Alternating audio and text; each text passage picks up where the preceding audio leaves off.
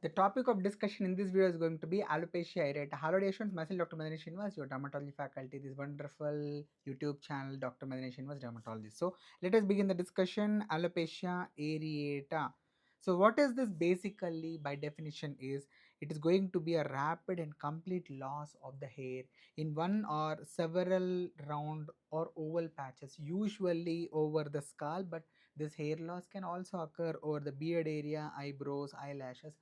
Okay, so these are the common areas out of which scalp is the most commonly identified site for alopecia areata, right? The less common site skin, other hairy areas over the body. What is the epidemiology? In how many of the individuals can you expect this? 1.7% of the people experience this during their lifetime. And clinically, how does it look like? So this is the picture which you are able to see over the scalp. There is this complete loss of the hair. This is the clinical picture of alopecia areata. So let us see some more important points relevant to this condition. So etiologically, like I have told you, this is an autoimmune disease, and mainly what cells are involved? Cell mediated, and it is T cells which are involved in the autoimmunity, and also macrophages. But remember, T cells are very important. There are certain genetic associations, like for example HLA-DR4, DR11, DQs, right? And what are the stages of this alopecia areata? So you can broadly remember it could be acute hair loss where there is going to be sudden onset of the patchy hair loss. What do you mean by patch? Like this, if you are able to see round patches over the scalp, one round patch, two round patch, like this, if they are there, complete loss of hair, we define them as patchy hair loss. Okay. Next, what is the other stage is persistent chronic baldness, where they are going to be bald patches which persist for long duration because of probably the autoimmunity is still persisting in that particular patient of alopecia areata, right? And partial telogen to anagen conversion, this may also be one problem, that is incomplete recovery of the condition. Some regrowth occurs, but it is not complete. What does this mean? Is actually the anagen phase of the hair is the growth phase which is going to decide the length of the hair follicle. It has to go through a phase called catagen ultimately to reach the telogen phase, and this telogen is basically the resting phase, after which the hair is going to shed, which is called as exogen phase, right? Again, this is going to continue as a anagen phase. So what we can say is, so basically the telogen phase is going to again come back into life by converting itself into the anagen phase, right? So in this condition, what can happen is there can be partial conversion of this telogen to anagen hair, because of which there is going to be incomplete recovery. So the hair may not regrow. That is what the meaning of this. And there may be patients who are going to have normal recovery where the hair regrows back to normal, right? Coming to the clinical features, so onset and pattern, depending on this, the rapid complete hair loss can be seen in the patients in one or more of the patches, right? And what could be the size of the patches? It could be 1 to 5 centimeter in size if it is a small patch, but there is also some more types of severe forms of alopecia areata in which almost entire scalp hair may be lost. In some patients, almost entire body hair may be lost. So these are the more severe forms of the alopecia areata. What are the sites? Like I've already told you, these are all the sites, but scalp is important site. And there is a pathognomonic finding clinically which we can see, which is called as exclamation point hairs. What does this mean? The proximal end is narrower when compared to the distal end. How does this hair look clinically? This is the picture which is depicting this. So this hair which you are able to see is a classical picture of exclamatory mark hair sign. So what does exclamatory mark look like?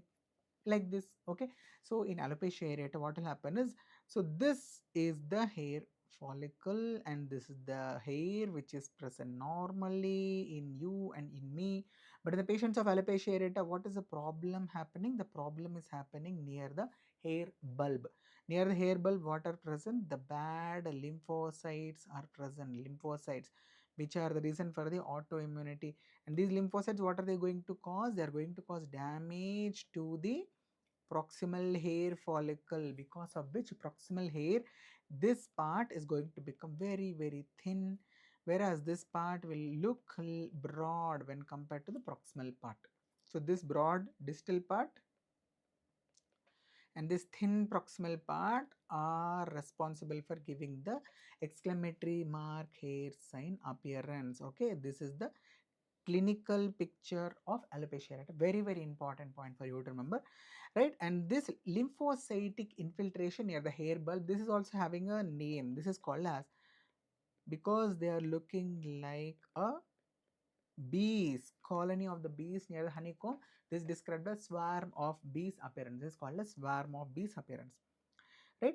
So coming to the clinical variant, so which is very important, must you should mention it in the examinations, alopecia totalis. So this is the total loss of the scalp hair is called as alopecia totalis. Alopecia universalis, what is this?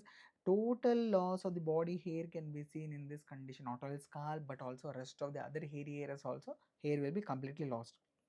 Alopecia barbae, when the beard area is going to show single patch of the hair loss, it is what is called as the alopecia barbae, right?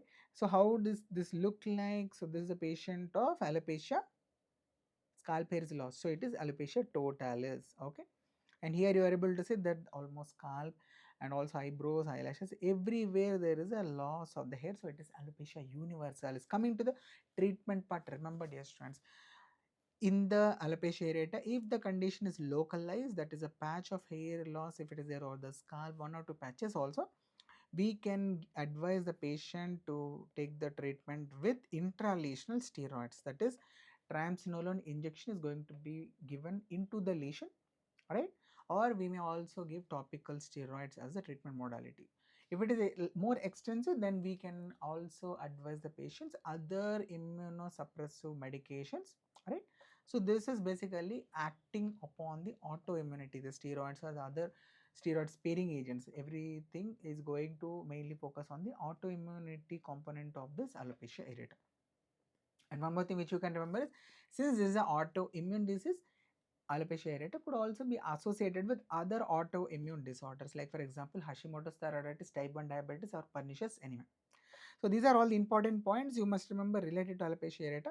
So just for conclusion, it is a cell-mediated autoimmune disorder, T cell mediated, where there is going to be sudden, well-defined, round, oval, patchy hair loss, mostly over the scalp, and there is going to be exclamation pointing hairs, and depending upon the area of the involvement, it is alopecia totalis or alopecia universalis. So I hope this video is helpful. So please hit a like button and do subscribe to this channel for more such videos on a regular basis. Thank you so much. If you have any doubts, you can reach out on the comment section and ask me your queries.